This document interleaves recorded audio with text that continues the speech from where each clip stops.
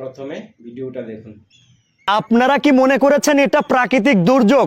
এই যে বন্যা এসে আমাদের দেশটা তলিয়ে গিয়েছে, আপনারা মনে করেছেন এটা প্রাকৃতিক দুর্যোগ? নো ভাই, কখনোই না, এটা পরিকল্পিত।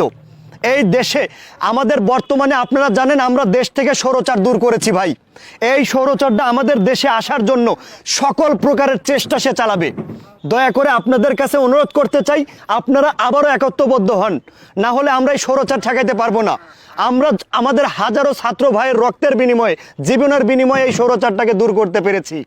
এখন আমাদের এই স্বাধীনতা ধরে রাখার সময়। এই যে দেখেন বন্যা দিয়ে একদম দেশটাকে মেরে দিয়েছে, একদম তলিয়ে দিয়েছে। এটা ভাই প্রাকৃতিক দুর্যোগ না, এটা পরিকল্পিতভাবে করা হয়েছে। সেই স্বৈরাচার সে তার সকল প্রকারের প্রচেষ্টা চালিয়ে যাবে। আমাদের এটার মোকাবেলা করতে হবে। আমাদের পাশের দেশ, ভাইয়ের দেশ, বন্ধুর দেশকে অনুরোধ। এবার আরেকটা দেখুন। ইন্ডিয়া ফারাক্কাবাদের সামনে আমরা যদি একটা বাঁধ তৈরি করি, এত টাকা কোথায় পাইবে ডক্টর ইউনূস সাহেব?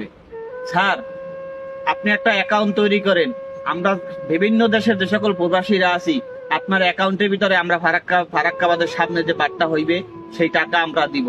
আপনি টাকা নিয়ে টেনশন করবেন না। বাংলাদেশের ভিতরে কিন্তু হাজার হাজার ঘর দুয়ার, ঘর বাড়ি আছে, প্রতি ঘর কিস্তি 100 টাকা কইরাও দিই আপনাকে, তাইলে কিন্তু ওই ফারাক্কাবাদের সামনে কিন্তু আমরা একটা বাঁধ তৈরি করতে পারি। আসসালামু আলাইকুম, আমি নাজির ইসলাম, কলকাতা থেকে। আমি ত্রিপুরাবাসী, ঠিক আছে। বিগত কয়েকদিনে অনেকগুলো ভিডিও দেখেছি, এরকম হাজারো ভিডিও সোশ্যাল মিডিয়ার মধ্যে চলছে। আসলে সব বাংলাদেশের বন্ধুদের উদ্দেশ্যে বলতে চাই, বন্যা কখনো পরিকল্পিত হয় না, ঠিক আছে। এটা অত্যাধিক বৃষ্টির পরে বন্যার রূপ ধারণ করে, আর এটা সম্পূর্ণ উপরওয়ালার দান। এখানে কোনো প্রাকৃতিক বা পরিকল্পিত কিছুই না। আপনারা শুধু শুধু মানুষকে হয়রানি করছেন, দেশের মধ্যে বিদ্বেষ সৃষ্টি করছেন, ঠিক আছে। বিশেষ করে প্রত্যেকটা জিনিসেরই একটা নির্মাণের ধারণ ক্ষমতা থাকে। যত পরিমাণ বৃষ্টি হয়েছে ত্রিপুরা পাহাড়ি অঞ্চলে, আর ডুমুর বাঁধের যতটুকু ক্ষমতা তার থেকে অধিক পরিমাণ জল হয়ে গেছে, তা বাধ্য হয়ে জল ছাড়তে হয়েছে, যার ফলস্বরূপ ত্রিপুরাতেও বন্যা। ত্রিপুরাতে ইতিপূর্বে এর আগে এত বড় বন্যা হয়েছে বলে আমাদের জানা নেই, ঠিক আছে। আর ভাই, আপনারা শুধু শুধু মানুষকে বিভ্রান্ত করবেন না, দেশের মধ্যে ঐক্য নষ্ট করবেন না। আপনার স্বৈরাচারের বিরুদ্ধে আন্দোলন করেছেন, আমরা আপনাদের পক্ষে ছিলাম, ঠিক আছে। কিন্তু এখন যেটা বলছেন আসলে সেটা তো একদম অযৌক্তিক।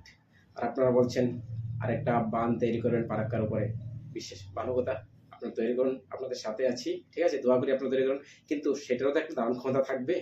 আপনারা তো আর না হয় কতটুকু তৈরি করেন, চীনের যে বাঁধ 183 মিটার উপরে যে বাঁধ, সেই বাঁধের মধ্যেও জলের স্তর যখন বেড়ে যায়, ঠিক আছে, বিশ্বের নাম্বার 1 বাঁধ, এর থেকে বড় বাঁধ আর এর থেকে বড় কোনো প্রাকৃতিক সৃষ্টি আর বিশ্বের মধ্যে নেই।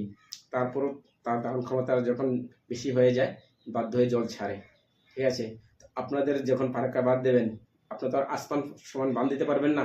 একটা সময় দিয়ে ওর ধারণ ক্ষমতা, জল ধারণ ক্ষমতা সম্পূর্ণ হয়ে যাবে।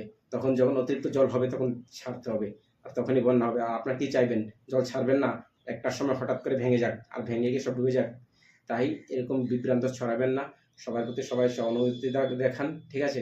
প্রাকৃতিক দুর্যোগ মোকাবেলায় এখানে কোনো জাতির ভেদ নেই বা কোনো দেশ বিদেশ নেই, সম্পূর্ণই মানবিক ব্যাপার। এই ব্যাপার নিয়ে মানুষদের মধ্যে বিভ্রান্তি ছড়াবেন না। আপনাদের কাছে যদি অনুরোধ করছি, ঠিক আছে। পজিটিভ ভাবুন, পজিটিভ থিঙ্কিং করুন। একটা দেশ আর একটা দেশের বিপক্ষে গিয়ে কী করতে পারে?